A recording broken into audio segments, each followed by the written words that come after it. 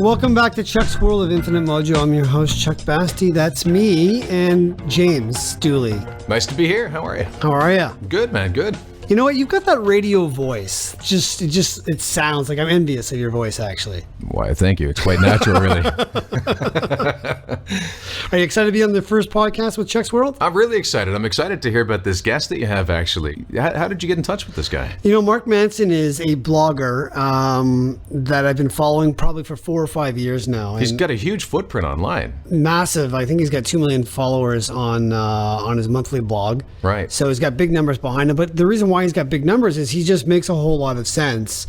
And he's not your typical guru, you know, that produces self-help material that is just one size fits all. Right. What's the name of his new book? It's something crazy. It's something. The Subtle Art of Not Giving a Fuck. Yeah. You know, I looked at his website's great, and the book. I mean, what a title. Yeah, and you know it's going to cover all matters of sin as well. We'll list the chapters going out. The book comes out September the 13th, and I'm really looking forward to reading it as well. It's going to do massive numbers on Amazon as well. But I'm really excited about having him on the show today, simply because I've been wanting to talk to him for years now. It's been 6 months in the making. We finally got him on Chuck's World. Great. And is it self-help? I mean, what is it exactly that he's doing? Because you know, I think you could go with self-help on this one, but I think what distinguishes Mark away from the norm or the industry people of the self-help gurus is that he really just speaks from a narrative of himself, but he talks about so many things that resonate so deeply with human beings at the core that we all connect with that message, and it makes a whole lot of sense. So that's the best way I can put it. I'd love to hear what he thinks about sort of the mentality of, negative versus positive thinking. You get into a rut sometimes, you start thinking about something that's bad in your life, and then it sort of perpetuates itself, and you get stuck in a sort of a loop. The word stuck comes up every single time. That's what happens when you get stuck, is you're just not able to be with that emotion. You're just resisting it, and of course, whatever you resist persists, right? So, yeah, it'd be nice if you just didn't give a fuck. Yeah, well, we'll see how that goes with the interview, why Mark says that, and more importantly, how not to give a fuck. Good stuff. Well, let's get him on the line, shall we? Yeah. Welcome back to Chuck's World of Infinite Mojo. I'm your host, Chuck Basti. That's me. And you know what's really fun about Chuck's World of Infinite Mojo is the fun guest that we get to align ourselves with. And today, it's my great pleasure to bring on Mark Manson, who is an author, blogger, and super writer, and honestly an amazing content dude. And he says the word fuck an awful lot, and it goes without saying that his next book coming out is The Subtle Art of Giving a Fuck. What does it mean to give a fuck? I don't know, James. That's the first time I've used fuck on the air, and I don't give a fuck. You know why? Because I don't have a fuck to give. But if I don't have a fuck to give, James, that means I am giving a fuck. You know what? Fuck it. Mark, help me out with this. Mark Manson. What does it mean to give a fuck? Or not give a fuck. Or not to give a fuck, even better. To give a fuck or not to give a fuck, that is the question. What is the answer? So The Subtle Art of Not Giving a Fuck, it's my new book, and basically I wanted to write a book about values, which sounds very boring and is probably putting listeners to sleep already. And so I basically needed to find a really clever, irreverent way to trick people into reading a book about their values. Because really, when it comes down to it, what you give a fuck about, it's basically what you find important in your life. And in my opinion, when we're talking about personal development, personal growth, being a better person, the place you need to start is your values. What are you choosing to find important? Where are you finding meaning in your life? What have you decided define the success or failure? Okay, in self-help, you could actually, I'll play devil's advocate on this one, but you could go the other way and say it's kind of sociopathic to actually not give a fuck. So in your book, obviously, you don't have that intention. You have this as a meaningful purpose to give people direction towards happiness, which you bring up a lot in your book. So what could you say to people that, say, hey, listen, you actually should give a fuck? Yeah, well, you should. And one of the first things I explain in the first chapter is that we all have to give a fuck about something. Like, there's no such thing as absolutely zero fucks given. So the question then becomes, and what I argue is maybe one of the most important questions, is what do we decide to give a fuck about? What are we choosing to find important? And the way, kind of the reason I chose this language and the reason I approached this in this way is I wanted to write a self-help book. You know, most self-help is all about getting more, achieving more money, more success, more love, more happiness. And I wanted to write a self-help book from the perspective of focusing on less, letting go of all but the most important few things. Okay, and the one thing I want to actually get through with that is inside of the world of self-development and all this, and for people who don't know your work, you've got 2 million monthly subscribers to your blog, which has an amazing array of content. And I followed you for the last 4 years, reading your stuff. I mean, you had me at hello with fuck no, fuck yes. That was the article that I first read. And then you really secured it with, you know, the 10 things that most Americans don't know about America. And then I just started following you after that. And everything that you actually say makes sense. And yet, to me, you're not a self-help guru. You don't have that sort of Tony Robbins facade to you. You have this down-to-earth, authentic, real, approachable, connectable voice that most people actually need to hear. So tell us a little bit about your process of how you got there, how you created Mark Manson.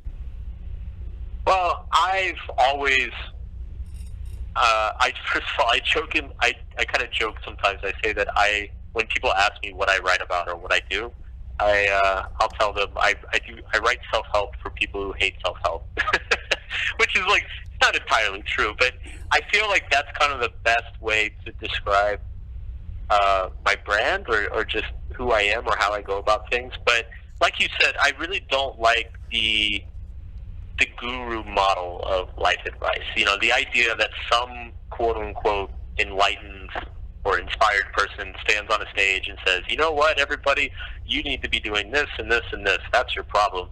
Because the truth is I don't know, like I can barely figure my own life out.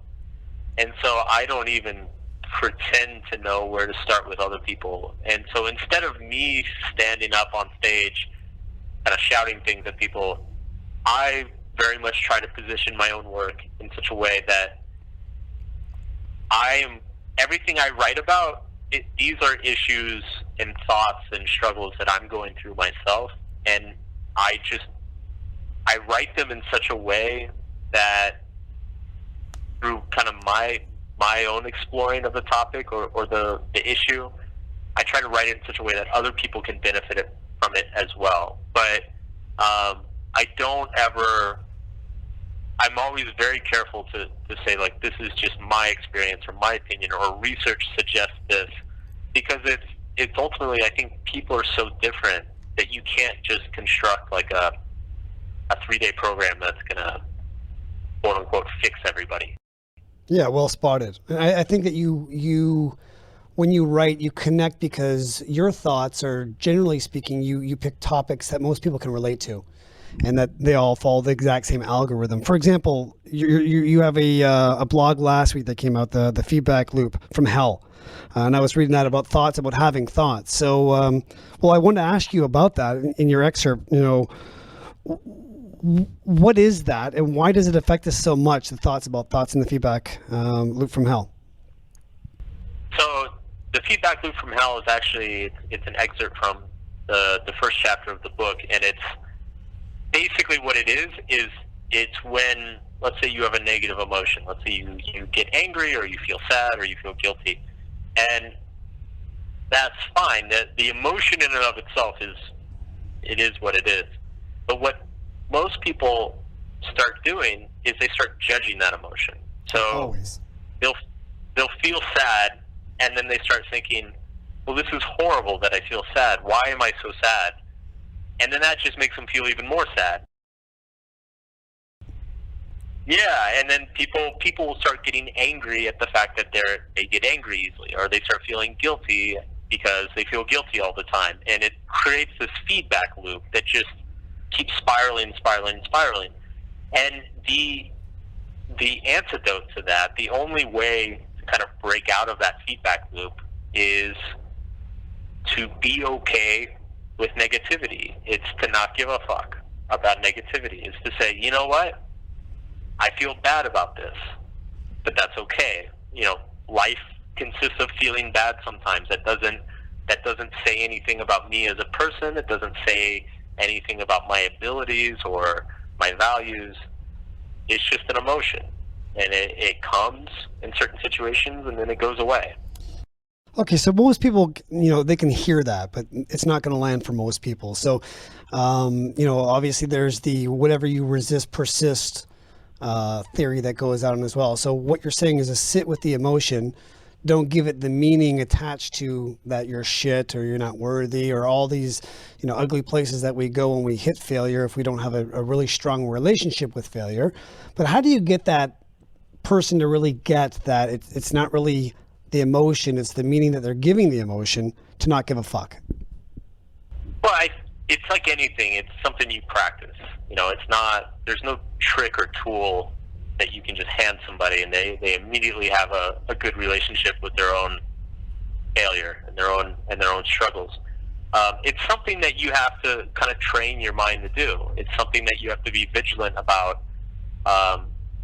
removing that judgment. And there's all sorts of ways to do this. I mean, you can do it through like therapy is a really common way that a lot of people do this, is having a therapist sit across from you and be like, well, why do you feel that way? Why do you think that? Journaling can be another way, but basically what it requires is it requires the ability to question your own thoughts and emotions and decide what they mean for yourself. Most people just immediately just believe that a bad emotion or a negative emotion is a bad thing. They basically assume that a good emotion means something good, and that's not always the case. Just because something feels bad doesn't mean it is bad. Just because something feels good doesn't mean it is good. And so if people need to first be able to see that, and then second, practice reminding themselves of that, or learning how to evaluate their emotions without necessarily like inhabiting them all the time. So in other words, first go straight to neutrality and be able to sit with the emotion first and just be with the emotion without resisting it and getting back to zero before you can charge your batteries again. Yeah, basically. Well, you give a lot of insight that's obviously contrary to the typical self-help industry. I mean, like the way you write, your cadence, the words you use, the language, the experiences that you share. So why is it that you kind of are self-help, but you're not self-help? I think there's two reasons. One is personal, and then one is kind of just a result of writing for a long time. So the personal reason is that I myself, when I was in college, got really into self-help material. I read tons of books, went to some seminars, got really involved in a lot of like different types of practices. And while it helped me a lot, I felt like it kind of caused some other problems that didn't really pop up until maybe 5-6 years on. And so I think there's a little bit of like personal bitterness. Like basically this book is the book that I wish I had read when I was 21 years old. And it's all the stuff that I wish I had known before I kind of went down these rabbit holes of these different self-help movements. And then the more like external or I guess business related reason is that I think a lot of people, even if they don't say it outright, I think a lot of people have this sense that they're sick of all the positivity all the time. Like they're sick of being told that they can be happy and successful and optimize their life 24/7. And like there's something in the back of their head is telling them that there's something unrealistic or maybe unhealthy about that mentality. And so I feel like when I started coming out and saying this stuff, saying things like, if you're trying to be happy all the time, that's probably a bigger problem than, anything else that's going wrong in your life, or that maybe this constant need for self-improvement or validation it comes from a really unhealthy place. Like when I started saying these things, I think it was just a relief for a lot of people. It was something that they had always felt, but they had never put words around, and so it kind of spread like wildfire. Well, I think it's just unhealthy and it's just exhausting. I mean, you have to be in the moment authentically, and if you're actually faking something, an emotion or otherwise, you're probably bang on with, you need to look somewhere of what you haven't done to look inside to figure out what's there for you right now, and just get clear with that right away, as opposed to faking it so that way you can look good, because that sucks. Yeah, and it is exhausting. It is like, it's incredibly tiring, and it doesn't, even if you do start achieving these things, even if you do manage to get up at 4 a.m. and meditate for an hour and go run 6 miles and, kiss your dog in the morning, like it never feels like enough, because there's always some more optimal way to be doing things. There's always some more, authentic or compassionate or evolved way to do things, and it's just another rat race in disguise. Yeah, and I think you hit the nail on the head earlier on, saying that we're all different people, we all have different journeys, we all have different experiences, and there's not going to be one size fits all glove that's going to cover all of us equally. So it's like, take what you need to take from this, take what you need to take from that, go out there, live life a little bit, work on it. Like you said, do the work, figure out why you're feeling these things. And then from that point there, you come back and you keep practicing, and it's a process. Writing books, that's a process. You have to go through that, grind every single day. It's like getting yourself unblocked, showing up. I've written in my books, people give me the text back and said, you didn't want to write that day. And you can tell. So figure out what that is. So I think the best part about the journey for me in writing those books was actually working on and processing my feelings and figuring out why I felt these things.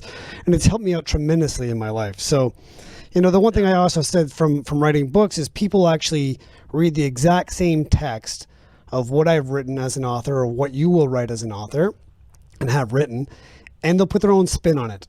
So when this book comes out, the 13th of September, people are going to actually read your book, the same text. They're going to come back with different interpretations of it. So what is it that you want to be clear about, that you want every single person who ever reads this book to really get? I just want people to feel like it's okay to feel pain sometimes. I want it to be okay for life to suck sometimes, because it is. No matter what you do, your life's going to suck sometimes. And I think the sooner we accept that, it becomes exponentially easier to deal with it when it happens. Or just expect that life is broken, and just expect that life is going to be broken, and just count on it. Yeah. It's a certainty. Yeah. So Absolutely. What's next for you? The book comes out September 13th. It's already done famously well in the pre-sales on Amazon. I think you're in the top 50, which is ridiculous when you think of all the books that are on there, like millions of books on Amazon, and you're in the top 50. It's been such a push of interview after interview for you to go through this and to promote the book. When the book comes out, what's next for Mark Manson? Well, I've got probably another month of insane promotion in front of me. And then I get married in November, and I think I'm just going to take all of December off and sleep somewhere. And then we'll see what's next in 2017. I'm looking forward to just getting back to my website and writing articles, and just kind of like a very leisurely way, like without all this pressure to promote something or prepare for something. So that's what I've got on my near horizon. But I have some ideas for the next book already, but I want to give myself at least like a year to kind of relax before I start getting serious about that. What do you think this book has done for Mark Manson, as far as moving you on to the next layer of removing the onion for who you want to be? Obviously your message in this book is going to land on people. It's going to shift paradigms, change people's lives, but what's the book done for you? Honestly, I actually say this in the acknowledgments at the end. I mentioned my parents, and I say that I feel as though many of the concepts in this book, I wasn't truly an adult until I understood a lot of the concepts in this book myself. Like I lived through it and experienced it. And I definitely feel that way. I look back at myself like 5-6 years ago. I was very smart. I was very precocious, very ambitious, doing lots of cool things. But there was a certain psychological or emotional maturity that I still didn't totally have with the relationship with myself and understanding my own values and needs very well. And I feel like the concepts of this book are what got me there. And so that was a big motivator for me when sitting down and writing it, is to share that with the world. Well, I think if you just got that alone, that would be worth the entire, everything that you probably sacrificed to write this book, whether it be time, whether it be effort, obviously the disappointments that you had to go through in order to experience the emotions that you're writing about, that it gives that insight to people. I mean, so I think it's an amazing journey that you're there right now. So before I go, I just want to ask you if there's anybody else, you mentioned your parents, if there's anybody else that you want to acknowledge for the book, for what it's done, for where you're at in your life right now, that you wouldn't have got to that point without those people kind of guiding, believing in you before you believed in yourself. Oh man, my fiance has been amazing. She was a catalyst for a lot of growing up for me as a man. So incredibly grateful for her. She's like so smart and so supportive. Yeah, my editor, my agent were great. I've got a couple guys who work with me on the site who've been amazing. They're brilliant guys, and they make me look even smarter. So yeah, it's been an incredible journey, and it's been wonderful. I've been fortunate to have so many great people around me to help. Lastly, before we go, we just want to give you the plug of where people can find you, where you're going to be social media wise. So website, Twitter, Facebook, Instagram. So the website is markmanson.net, and I'm on Facebook, facebook.com/markmansonnet, all one word. And then I'm on Twitter as well. And then the book is Subtle Art of Not Giving a Fuck, a counterintuitive approach to living a good life. And it will be out September 13th. Everywhere. So look for that book. Everywhere. Pick that up. Is there a place where they can leave you some feedback? Yeah, email me. Go to my website, and there's a contact form. Please email me or shoot me a message on Facebook. Awesome. Well, Mark, hey, listen, I've been following you for years. It's a big thrill for me to actually talk to you today. Thanks for sharing with my audience on Chuck's World of Infinite Mojo all the nuances of why not to give a subtle art of giving a fuck. Amazing to have you on the show today. Thanks a lot for coming in. You know what, James? I'm so, I don't even know what to say. I'm so excited that Mark Manson's been on my show. I mean, I've had some pretty big guests on my show, but that's one of the ones that I've had him on my bucket list for years. He's great. It was really nice to listen to that perspective he's got. I'm looking forward to reading the book. Yeah, and I just think that, what Mark says just makes so much sense to me, and I hope that the people who are listening right now, they got some value out of that as well. And that you go pick up the book, The Subtle Art of Not Giving a Fuck by Mark Manson, markmanson.net. And you can find him on Facebook and Twitter as well at I am Mark Manson on Twitter.